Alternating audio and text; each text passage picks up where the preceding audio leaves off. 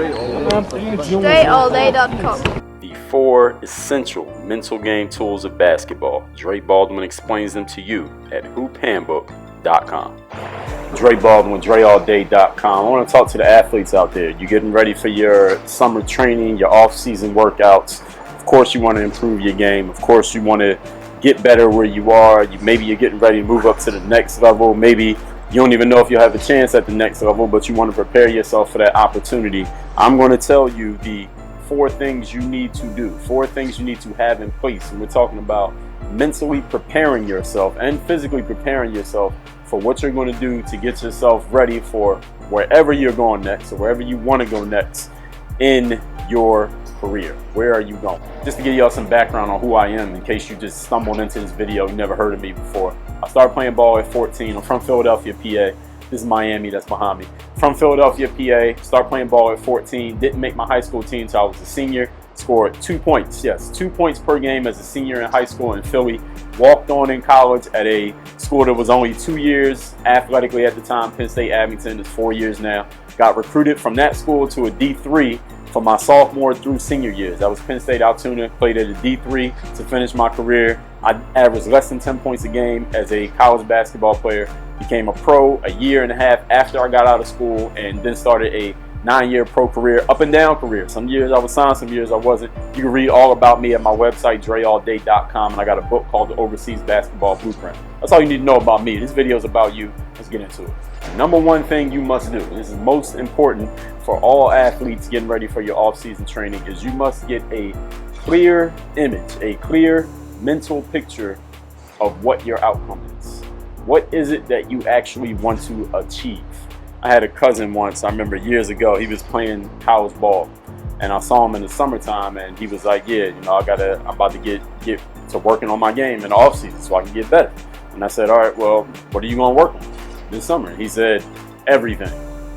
I understand 100% that everybody wants to get better at everything. Listen, everything that I do, I want to get better at it. When I was playing ball, I wanted to get better at every aspect of the game. Why not? I want to get better at shooting, dribbling, passing, rebounding, defense, basketball IQ, playing in the games, anything else, anything you get good at, of course you want to get better at. Who doesn't want to get better at everything? Here's the challenge with getting better at everything, is that you don't have enough time to get better at every single thing in one off season.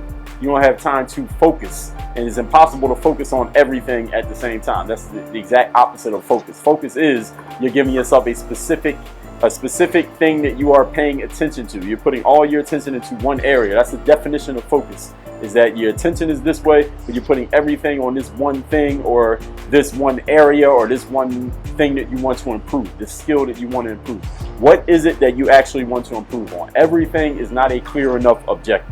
Now, let's say you want to get better at creating your own shot off the dribble, or you play baseball, you want to get better at fielding ground balls. Listen, you probably will get better at catching pop-ups in the process, because there's going to be a pop-up that comes every now and then. And the fact you're getting better at using a glove, you'll probably get better at catching a ball anyway, even if it's not a ground ball. If you're a basketball player working on creating your own shot off the dribble, you'll get better at shooting, you'll get better at dribbling, you'll get better at seeing the floor, your footwork will improve, all in the process of working on creating shots off the dribble, because you got to do all those things just to even work on that skill. So decide what the focus is going to be.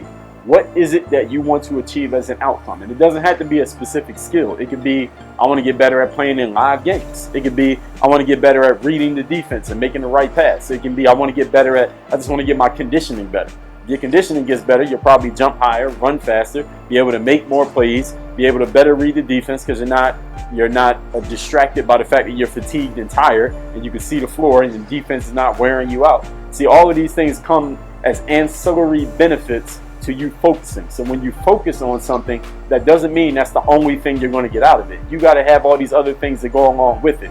For example, I'll give you an example. If you lift weights and you do a bench press, all right, you want to get better at doing your bench press. There are a whole bunch of other muscles that come into play when you do a bench press, in addition to working the pectoral muscles. And those of you who lift weights, you know what I'm talking about. Your core has to be engaged, your shoulders are working, your biceps are working, your back muscles work a little bit. All of those work in the process of you doing a bench press. So just because you focus on the bench doesn't mean you're just going to have these big pec muscles and everything else is going to be tiny, because these other muscles that work as a stabilizer and secondary muscles come into play while you're doing that. So again, the reason I'm telling you got to focus Figure out exactly what outcome you wish to achieve. Other things will come with it in the process of you focusing on that thing. So don't think focus means everything else is excluded. They will come with it, but you do need to have a clear focus so that you know what your objective is for the end of the off season. And which leads me into point number 2. If you had only one thing, if you can only get one outcome from this whole off season, all of your training that would make it worth it, what would that outcome be?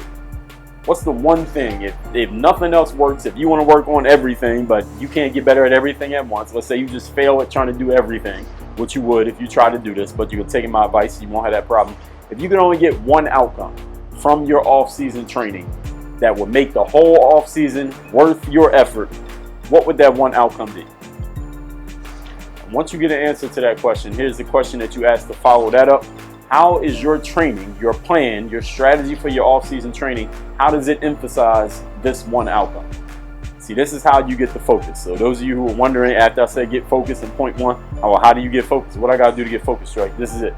If you can only get one thing out of it, what is it? I'll tell you right now, this is the way that I structure my day. When I'm working, I write down every day. If I can only get one outcome from today that will make the whole day worth it, what is it? You might have a to-do list with 50 things on it, but if you only do one, what's the one that will make the whole day a success? That's the same thing with your training. What would make this off season a success? Get clear on what that is. That'll help you get clear on your focus. Point number 3, we're talking about getting ready for your off season training. We got to handle some simple logistics, right? A lot of players come to me with logistical issues. What does logistics mean? Time, location, involvement. When are you going to actually do this training? And when I say when, I don't mean like when tomorrow, but when consistently are you going to do your training? Where are you going to do your training, and who is involved? You need answers to those 3 questions. When I would get ready for my off-season training, I'm talking about when I was 15 or even when I was playing in the pros at 25, 30, how would I get ready for my off-season training? I'm thinking in my mind already, where am I going to do my training at? All right, this is the gym. I know I could go to this gym. If I get up at, if I go to the gym at 5 o'clock every morning when it opens, I know I could get a solid hour in there before anybody else comes to the court. And I know if I go to this field over here, at 2 in the afternoon, I can get my conditioning workout in. Ain't gonna be nobody else out there, no soccer team practice, no football team, no little kids playing around. I can get my workout in. I know I got that gym, and I know I got this field. I know I can do that. So I got my location and I got my times. You heard what I said, and I got my location, I got my times. Who am I going to train with? Most of the time it was just me. I'm be training by myself. If I got a trainer, all right, I'm gonna see if I can get my trainer to work with me once a week or twice a week, or I'm gonna see if this other player that I know he got game, I'm gonna see if he wants to come with me in the afternoons, 3 days a week, or I'm gonna meet this dude. I just met this dude. I'm gonna see if he wants to come in the mornings and we can get it in together. So figure out where, when, and who else is involved. And it doesn't have to be another person involved. It could just be you if it's just you. You ain't got nobody else, then look, you can work on your game by yourself. The majority of my work on my game as a player was by myself. Yes, I incorporated trainers, but I spent more time working on my own than I did with a trainer. So, but you do need to know where and when, because if you have no idea where you're training, then it's going to be a pretty hard to train basketball without a basketball court. All right, and if you don't know when, then you're going to have this random schedule. Like, all right, 1 o'clock this day, 5 o'clock the next day, 10 o'clock the next day. Don't work out for 3 days. Then it's 4 o'clock the day after that. Get clear on the logistics. If you have a job, and those of you who are teenagers, I had jobs. I got my first job when I was 15. So I had a job all through high school. I had a work study job when I was in college. I still had to figure out how to work on my game. So how is that going to fit around your schedule? You got to do it way early. You got to do it late at night. You got to fit it in. You got to ask your job for a certain schedule. Figure that out so you have a consistent schedule. Know what the schedule is before you start your off-season training. Don't be having these random days and times. Your body can't get used to that. You're not going to get the best kind of results if you have these random actions that you're doing. And the time is random if you don't have a set schedule. Get clear on the schedule. Even if it's 10 o'clock this day, 4 this day, 6 this day. If you got to do that same every week, do it every week, but make sure it is consistent. Locations. Where are you going to train? Athletes, please don't tell me that you only have an outdoor court as if that's a problem. Listen, I worked out on an outdoor court until I was in college. Every single day outside. And I got myself on a college team walking on through working out on the outdoor court. And it was a double rim or whatever else players try to complain about as excuses. Listen, use what you have. Whatever you got, work with it. You want to be a player in your sport, work with what you got. Because nobody's going to care when you go to a school and you ain't got no game. You can't go to the coach and be like, well, coach, look, I would have game if I had an indoor court to train at for the last 6 years. The coach would be like, get the hell out of here. I want to hear from you. I want to hear from somebody who can play. So make sure you use whatever you got. If it's outdoor, indoor, the court messed up, it's not the right height, whatever excuses you got, and yes, those are excuses. Trust me, I don't want to hear nothing else. Use what you have. If you want to be a player, you got to use what you got. Nobody wants to hear your story until you got some success. All right, and I talked about that in a separate video. So we're clear on logistics. And the last thing, number 4, how will you measure your progress? How will you measure your progress? Now, I already told you measuring your outcome, right? The thing that you want to get out of doing all this. But what about while you're actually doing it? How will you know if you're actually doing the right things and getting some progress? And understand that measuring progress does not mean just doing the work. So if you go to the gym every day at 8 in the morning and you work out for 2 hours, that's great. I'm not telling you that you don't need to do that. You do need to put the work in, but just I put the work in, or I put these many hours in, or I got this many shots up. That's the process. I want to know the progress. It's 2 different things. Process is I'm going to do this every day. Progress is this is the result of doing this every day. How will you measure your progress? If your progress is I'm going to be a better ball handler, how will you know you're a better ball handler? What needs to happen? What results need to occur for you to feel, oh yes, I got better at ball handling because this happened and that happened and this happened and this person said this, or I asked this person to look at me now. I'm going to have them look at me in 3 weeks and let them tell me if they can notice anything. You need to know how you're measuring your progress. This is all part of strategizing, people. Everything I'm telling you here is part of the strategy. If you want to get better at the game, it's not just go to the gym. It's not just work on your game. It's not just put in 2 hours. It's not just post a picture on Instagram because you in the gym and you all sweaty. You just finished working out and you got a picture of your shoes on the floor. Yeah, you can do all that stuff. But you need to know how you're measuring progress. How can you see it? Like, I was here and now I'm here. Or I was here and now I'm here. You want to go higher. How will you know? You got to get clear on what your measuring sticks are. If you need help with that, listen, call your trainer, call one of your homies, call one of your coaches, let your mom and your dad, your older brother help you out. You want help from me? HoopHandbook.com is the link down there. If you didn't know, HoopHandbook.com is where I got my training programs and my training workbooks. So not only skill development stuff that you can follow on the court, but also workbooks for you to get your mind right and know exactly how to structure your training and which training you need to do. I got it all covered for you, and I'm giving it to you right here. I'm giving you the game. It's your job to go do these things and work on your game, like you see right here, to do the stuff to get you where you need to go. So let me recap everything I said. Number 1, preparing for your off-season training.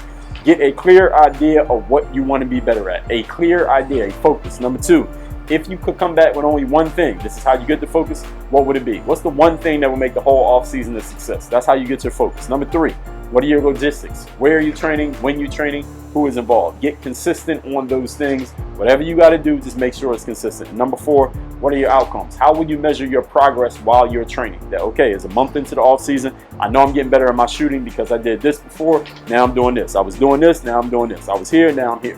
How do you measure that progress? That's how you get better in this off season. That's how you prepare. If you're already in the off season, measure what you've been doing against what I just said. I guarantee you it works. Work on your game. DreAllDay.com.